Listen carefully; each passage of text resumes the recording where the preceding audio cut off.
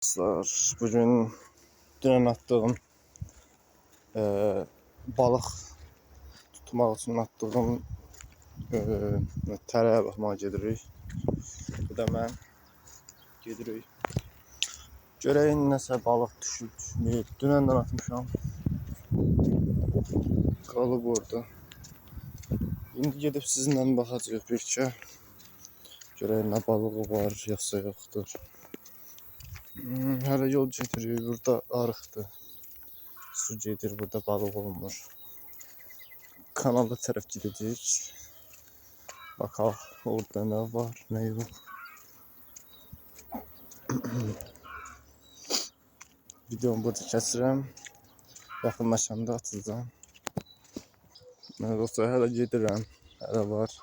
Hələ 800 metr qalıb. Piyada gedirəm. Əlimdəki suyu deyəndə bunu aparıram qardaşıma. Orada heyvanlara baxır. Onu aparıram o içsin. Mən gedim. Gedim. Baxın görün bəlkə nəsə düşüb. Düşsə yaxşı olar. Sizinlə birlikdə baxaram mən də. Sevinərəm. Siz də videoya like atın. Abunə olun. İzləyənlər. Gedeyim bakalım neler var.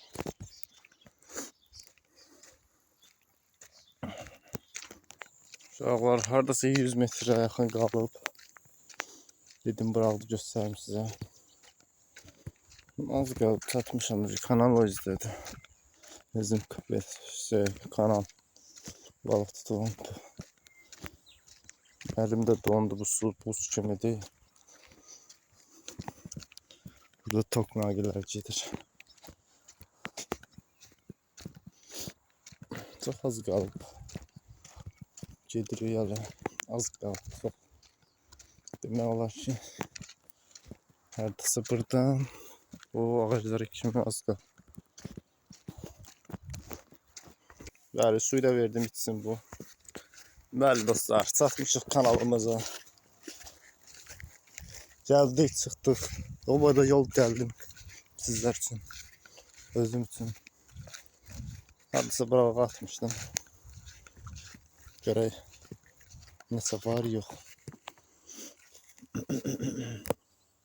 İndi telefonu verim, bu çəksin, mən çıxarım.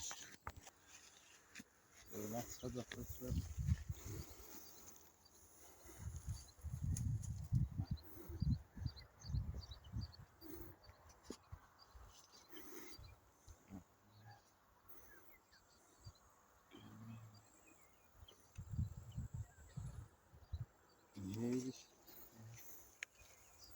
Oba, kırma. Qəşəng balıq. Bax, naxad. Gördünüz. Qəşəng balıq.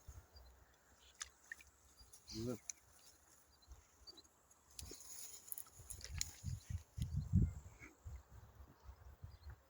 Hepsine düşündüm. Bu ne oldu? Dur.